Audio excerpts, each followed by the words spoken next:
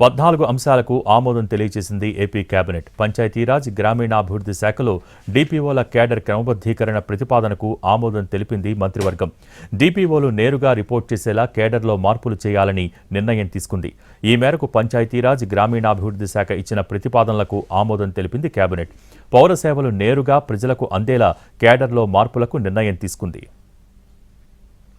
Private వర్సిటీల చట్ట సవరణ బిల్లుపై ఉన్నత విద్యాశాఖ ఇచ్చిన ప్రతిపాదనలకు ఆమోదం తెలిపింది మంత్రివర్గం.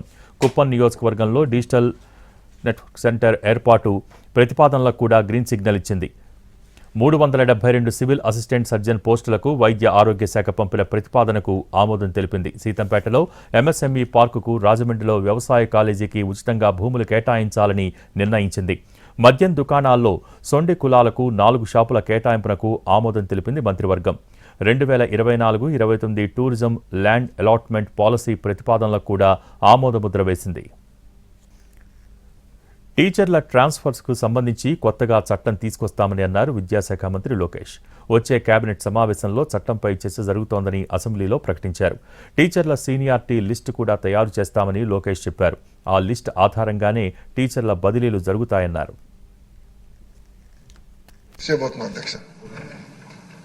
జనరల్ గా సీనియారిటీ లిస్ట్ ఎంత గందరగోళం అవుతాయో అందరు తెలుసు అధ్యక్ష. ఈసారి సీనియారిటీ లిస్ట్ మేము పబ్లిక్లీ డిక్లేరింగ్. ఉపాధ్యాయులు డైరెక్ట్ వాళ్ళ సీనియారిటీ లిస్ట్ చూసుకోవచ్చు. సీనియారిటీ లిస్ట్ లో తప్పులు ఏమైనా ఉంటే ఇమీడియట్ గా డిఓ గారి దగ్గరికి వెళ్ళి కరెక్ట్ చేయించుకోవచ్చు. టీచర్ ట్రాన్స్ఫర్ యాక్ట్ తీసుకొస్తున్నాం అధ్యక్ష. అంటే టీచర్ ట్రాన్స్ఫర్స్ కూడా పాయింట్ సిస్టమ్ చాలా ట్రాన్స్పరెంట్ గా ఉపాధ్యాయులకు అర్థమయ్యే విధంగా వాళ్ళు అసలు సీనియారిటీలు ఎక్కడ ఉన్నారు, రాబోయే సంవత్సరాలు నేను ఎక్కడికి వెళ్ళొచ్చు. ప్రజాభవన్లో రేపు అన్ని పార్టీల ఎంపీల సమావేశం జరుగుతుంది. రాష్ట్రానికి సంబంధించి కేంద్ర ప్రభుత్వం వద్ద పెండింగ్లో ఉన్న సమస్యల పరిష్కారం కోసం ఈ సమావేశంలో చర్చించనున్నారు. డిప్యూటీ సీఎం భట్టి విక్రమార్క అధ్యక్షతన రేపు ఉదయం 11 గంటలకు ప్రజాభవన్లో ఈ సమావేశం ఏర్పాటు చేశారు. కేంద్రం దగ్గర పెండింగ్లో ఉన్న రాష్ట్ర సమస్యలపై తెలంగాణ ఎంపీలు పార్లమెంటులో గళమెత్తాలని కోరనుంది కాంగ్రెస్ ప్రభుత్వం. ఈ మీటింగుకు సీఎం రేవంత్ రెడ్డి కూడా హాజరవుతున్నారు. కేంద్ర మంత్రులు కిషన్ రెడ్డి, బండి సంజయ్తో పాటు రాష్ట్రానికి సంబంధించిన ఎంపీలందరూ ఈ సమావేశానికి రావాలని ఆహ్వానం పంపించారు. డిప్యూటీ సీఎం భట్టి విక్రమార్క ఎంపీలకు ఫోన్ చేసి సమావేశానికి ఆహ్వానించారు. ఎర్రవల్లి ఫామ్ హౌస్లో ఎమ్మెల్యేలు, పార్టీ నేతలతో సమావేశమైన కేసీఆర్ కొన్ని కీలక నిర్ణయాలు తీసుకున్నారు. బీఆర్ఎస్ రజతోత్సవ వేడుకల సందర్భంగా వరంగల్లో భారీ బహిరంగ సభ నిర్వహించాలని నిర్ణయించారు.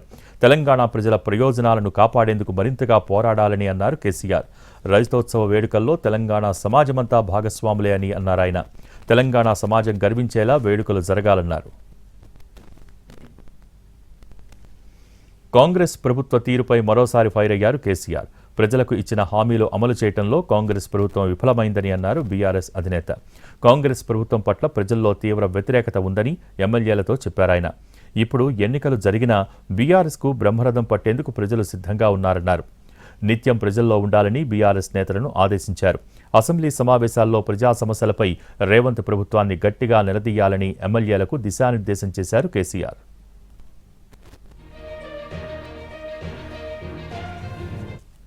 కాంగ్రెస్లో పటాన్చెరు పంచాయతీ కాకరేపుతోంది. ఎమ్మెల్యే గూడెం మహిపాల్ రెడ్డిపై ఫిర్యాదు చేసేందుకు గాంధీ భవన్ వచ్చింది కాటా శ్రీనివాస్ గౌడ్ వర్గం. ఎమ్మెల్యే మహిపాల్ రెడ్డి తీరుపై తీవ్ర ఆగ్రహం వ్యక్తం చేశారు. కాంగ్రెస్ పార్టీని ఎమ్మెల్యే తిట్టారని, అసభ్య పదజాలంతో దూషించారని ఆరోపించారు. మహిపాల్ రెడ్డిపై చర్యలు తీసుకోవాలని డిమాండ్ చేశారు. ఏఐసీసీ ఇన్ఛార్జి మీనాక్షి నటరాజన్కు ఫిర్యాదు చేసేందుకు గాంధీ భవన్కు వచ్చిన కాటా వర్గం ఆమె అందుబాటులో లేకపోవడంతో వెళ్లిపోయారు. ఎమ్మెల్యే విషయంలో PCC chief incharge Meenakshi Natarajan ఏ నిర్ణయం తీసుకున్నా కట్టుబడి ఉంటామని చెప్తున్నారు. కాంగ్రెస్ను అవమానించిన ఎమ్మెల్యే గూడెంపై మాత్రం తగిన చర్యలు తీసుకోవాలని డిమాండ్ చేస్తున్నారు.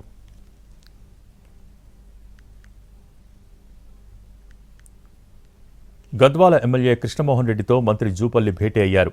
పార్టీ మారిన ఎమ్మెల్యేలు మళ్లీ కేసీఆర్ను కలుస్తారన్న ప్రచారంతో ఈ భేటీకి ప్రాధాన్యత ఏర్పడింది. తాను బీఆర్ఎస్ ఎమ్మెల్యేనే అంటూ ఇటీవల పోలీస్ కంప్లైంట్ ఇచ్చారు కృష్ణమోహన్ రెడ్డి. అందుకు కారణం కాంగ్రెస్ ఫ్లెక్సీల్లో ఆయన ఫోటో పెట్టడమే. దీంతో అసలు కృష్ణమోహన్ రెడ్డి ఏ పార్టీలో ఉన్నారు అనే దానిపై కన్ఫ్యూజన్ ఉంది. బీఆర్ఎస్ను వీడి కాంగ్రెస్లో చేరినట్టా లేదా అన్న సందిగ్ధం కొనసాగుతోంది. ఇలాంటి తరుణంలో మంత్రి జూపల్లి బండ్ల కృష్ణమోహన్ రెడ్డితో భేటీ అయి చర్చలు జరిపారు. మరోవైపు కృష్ణమోహన్ రెడ్డి తీరుపై నిన్న అధిష్టాన పెద్దలకు ఫిర్యాదు చేసింది సరితా వర్గం. గద్వాల ఎమ్మెల్యే బండ్ల కృష్ణమోహన్ రెడ్డి సరితా వర్గాల మధ్య విభేదాలు ఉన్నాయి.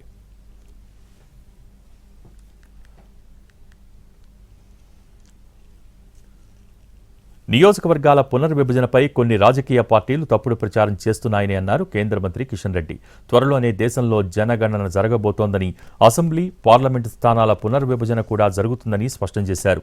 ఇప్పుడు ఉన్న స్థానాల్లో ఏ ఒక్క సీటు తగ్గకుండా అసెంబ్లీ, లోక్సభ స్థానాల పునర్విభజన జరుగుతుందని చెప్పారాయన. ఏ రాష్ట్రంలో అయినా ఒక్క సీటును కూడా తగ్గించే ఆలోచన తమకు లేదన్నారు. నియోజకవర్గాల పునర్విభజన చేసి పార్లమెంటు ఎన్నికల నాటికి మహిళల రిజర్వేషన్లు అమలు చేస్తామని చెప్పారు కిషన్ రెడ్డి. తెలంగాణలో తగ్గుతాయి సీట్లని, తమిళనాడులో సీట్లు తగ్గుతాయని, దక్షిణ భారతదేశంలో సీట్లు తగ్గుతాయని నేను ఈ సందర్భంగా ఈరోజు మనవి చేస్తా ఉన్నాను. ఖచ్చితంగా భారతీయ జనతా పార్టీ నేతృత్వంలో ఈ యొక్క పార్లమెంట్ కాన్స్టిట్యున్సీలు, శాసనసభకు సంబంధించినటువంటి నియోజకవర్గాల యొక్క పునర్విభజన జరుగుతుంది. ఆ తర్వాత మహిళల రిజర్వేషన్ ఏర్పాటు చేస్తాము. కానీ ఏ రాష్ట్రంలో కూడా ఒక్క సీటు తగ్గకుండా కేంద్ర ప్రభుత్వము ఆ రకమైనటువంటి పరిధిలోనే ఇప్పుడు ఉన్నటువంటి సీట్లలో ఒక్క సీటు తగ్గకుండా ఈరోజు ఈ యొక్క శాసనసభ, పార్లమెంట్ కాన్స్టిట్యున్సీల యొక్క పునర్విభజన జరగబోతుందనే విషయాన్ని మనం చేస్తా ఉన్నాను. ఇప్పటికైనా ఇక్కడ ఉన్నటువంటి బీఆర్ఎస్ పార్టీ, ఇక్కడ ఉన్నటువంటి ముఖ్యమంత్రి రేవంత్ రెడ్డి తప్పుడు ప్రచారాలు మానుకోవాలని కోరుతా ఉన్నాను. డీలిమిటేషన్పై కేంద్రం తీరును తప్పుబడుతూ తమిళనాడు సీఎం స్టాలిన్ దక్షిణాది రాష్ట్రాల ముఖ్యమంత్రులు, మాజీ ముఖ్యమంత్రులకు లేఖ రాశారు. డీలిమిటేషన్ కోసం కేంద్ర ప్రభుత్వం తీసుకుంటున్న ప్రణాళిక సమాఖ్యవాదంపై దాడిగా ఆయన అభివర్ణించారు. జనాభా నియంత్రణ, సుపరిపాలనకు హామీ ఇచ్చిన రాష్ట్రాలను శిక్షిస్తూ పార్లమెంటులో తమ హక్కును కాలరాయాలని కేంద్రం చూస్తోందని విమర్శించారు స్టాలిన్. ఈ పరిస్థితుల నుంచి దక్షిణాది రాష్ట్రాలను కాపాడుకునేందుకు జాయింట్ యాక్షన్ కమిటీ ఏర్పాటు చేస్తున్నామని లేఖలో పేర్కొన్నారు. ఆ జేఏసీలో చేరేందుకు అనుమతి తెలపాలంటూ టీడీపీ, కాంగ్రెస్, జనసేన, వైసీపీ, ఏపీ బీజేపీతో పాటు దక్షిణాది రాష్ట్రాల పార్టీల అధినేతల్ని కోరారు. జేఏసీలో సభ్యుడిగా ఉండేందుకు పార్టీల నుంచి ఒక సీనియర్ నేత పేరును ప్రతిపాదించాలని కోరారు. డీలిమిటేషన్ విధానంలో కేంద్రంపై పోరుకు ఐక్యంగా పోరాడదామని లేఖలో పేర్కొన్నారు సీఎం స్టాలిన్. మార్చి 22న చెన్నైలో మొదటి జేఏసీ సమావేశం జరగబోతోంది. మన ప్రజల భవిష్యత్తు కోసం కలిసి నిలబడదాం, పోరాటం చేద్దామని పిలుపునిచ్చారు. పార్టీల తరపున సీనియర్ నేతల్ని సమావేశానికి పంపాలని కోరారు. గ్రూప్స్ ఫలితాల షెడ్యూల్ ప్రకటించిన టీజీపీఎస్సీ సోమవారం గ్రూప్ 1 ప్రొవిజనల్ మార్కులు విడుదల చేయబోతోంది. అలాగే ఈ నెల 11న గ్రూప్ 2 జనరల్ ర్యాంకింగ్ జాబితాను ప్రకటించనుంది టీజీపీఎస్సీ. 14న గ్రూప్ 3 జనరల్ ర్యాంకింగ్ జాబితా, 17న హాస్టల్ వెల్ఫేర్ ఆఫీసర్ తుది ఫలితాలు ప్రకటించనున్నారు. ఇక 19న ఎక్స్టెన్షన్ ఆఫీసర్ తుది ఫలితాలు వెలువడనున్నాయి.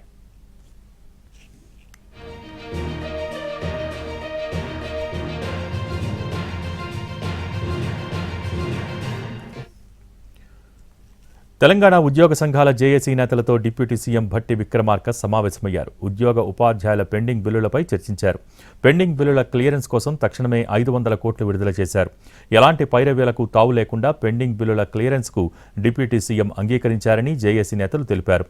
ఏప్రిల్ నుంచి పెండింగ్ బిల్లులు లేకుండా చూస్తామని హామీ ఇచ్చారు జేఏసీ నేతలు.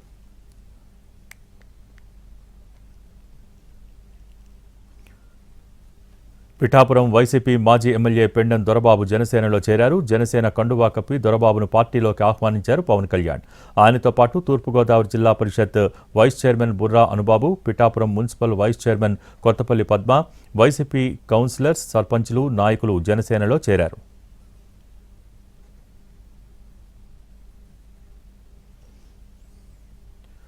పోసాని కృష్ణమురళికి కడప కోర్టు బెయిల్ ఇచ్చినా ఇప్పుడే బయటకు వచ్చే అవకాశాలు లేవు. నర్సరావుపేట, కర్నూలు జేఎఫ్సీఎం కోర్టులు ఆయన బెయిల్ పిటిషన్స్పై విచారణ వాయిదా వేశాయి. నర్సరావుపేట కోర్టు పోసానిని రేపు, ఎల్లుండి పోలీస్ కస్టడీకి అప్పగించింది. కస్టడీ ముగిసిన తర్వాతే బెయిల్ పిటిషన్పై తీర్పు వచ్చే అవకాశం ఉంది. ఇక కర్నూలు జేఎఫ్సీఎం కోర్టు కూడా కస్టడీ పిటిషన్పై తీర్పును నిన్ననే రిజర్వ్ చేసింది. ఓబులవారిపల్లె పోలీస్ స్టేషన్లో నమోదైన కేసులో పోసానికి కడప కోర్టు బెయిల్ ఇచ్చినా నర్సరావుపేట, కర్నూలు జేఎఫ్సీఎం కోర్టులో బెయిల్ రాకపోవడంతో ఆయన ఇంకొన్ని రోజులు జైల్లోనే ఉండనున్నారు.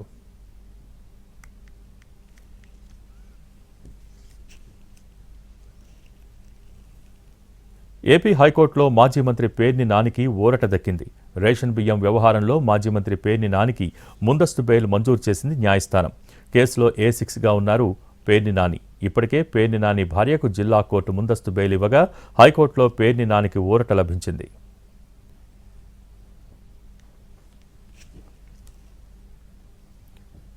ఎమ్మెల్యే కోట ఎమ్మెల్సీ అభ్యర్థిగా జనసేన ప్రధాన కార్యదర్శి నాగబాబు నామినేషన్ దాఖలు చేశారు.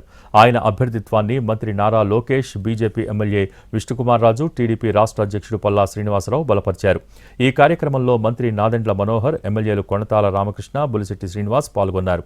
రిటర్నింగ్ అధికారికి నామినేషన్ పత్రాలు సమర్పించారు నాగబాబు.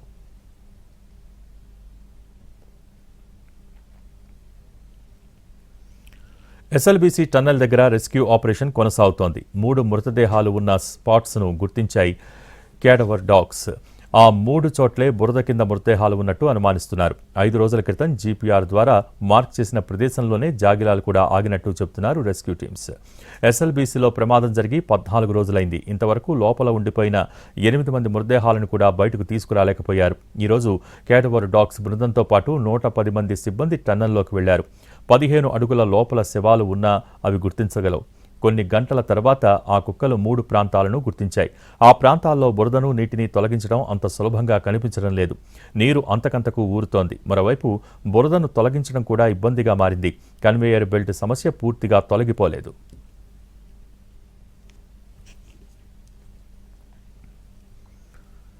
తెలంగాణలో 21 మంది ఐపీఎస్లను బదిలీ చేశారు. అడిషనల్ డీజీతో పాటు 2 ఐజీపీలు, 2 డీఐజీలను ట్రాన్స్ఫర్ చేశారు. కరీంనగర్ సిపిగా గౌష్ ఆలం, ఆదిలాబాద్ ఎస్పీగా అఖిల్ మహాజన్, భువనగిరి డీసీపీగా ఆకాంక్ష యాదవ్కు బాధ్యతలు అప్పగించారు. అలాగే సంగారెడ్డి ఎస్పీగా పంకజ్ పరితోష్, నార్కోటిక్ బ్యూరో ఎస్పీగా రూపేష్ను నియమిస్తూ ఉత్తర్వులు జారీ చేశారు.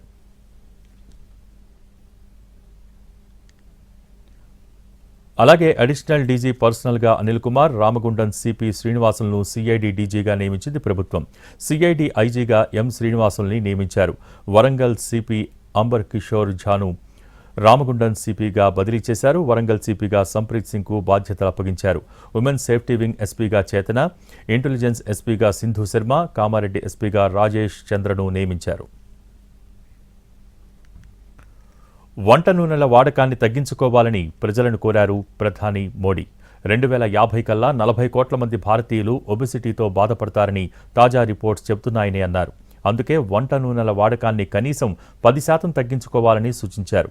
కేంద్రపాలిత ప్రాంతం దాద్రా నగర్ హవేలీలో పర్యటించిన మోడీ సిల్వాసాలో నమో హాస్పిటల్ ఫేజ్ 1ని ప్రారంభించారు. 450 పడకల ఈ హాస్పిటల్ను 460 కోట్ల రూపాయలతో నిర్మించారు. 2580 కోట్లతో నిర్మించిన ప్రాజెక్టుల్ని జాతికి అంకితం చేశారు. मोटापा जो आज दूसरी कई बीमारियों की वजह बनती जा रहा है, 2050 तक 44 करोड़ से ज्यादा भारतीय ओबेसिटी की समस्या से ग्रस्त हो जाएंगे. हम सभी को अपने खाने के तेल में 10% की कटौती करनी चाहिए. టీవీకే అధ్యక్షుడు నటుడు దళపతి విజయ్ ఇఫ్తార్ విందిచ్చాడు. రంజాన్ మాసం సందర్భంగా ముస్లింల కోసం చెన్నైలోని రాయపేట వైఎంసీఏ మైదానంలో ఇఫ్తార్ విందిచ్చారు. ఇవాళ ఉపవాసం ఉండి సాయంత్రం విరమించారు. ఖర్జూరం, సమోసాలు తిన్నారు. తలపాగా, ధోతి ధరించి ఇఫ్తార్ విందులో పాల్గొన్నాడు విజయ్.